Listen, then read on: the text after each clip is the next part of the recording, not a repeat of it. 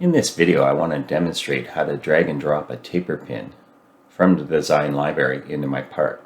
That taper pin is going to be used to secure the handle to the screw so that when the vise is open, this doesn't unthread from here.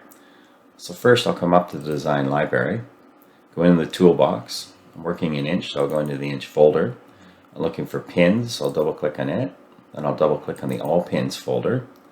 Then over here we see the taper pin, which is what I'm after. So I'm just going to drag and drop it out here into the white space of the drawing. Over here I'll set its size to number 0 and its length to 5/8. I'll accept that, and then I'll close this.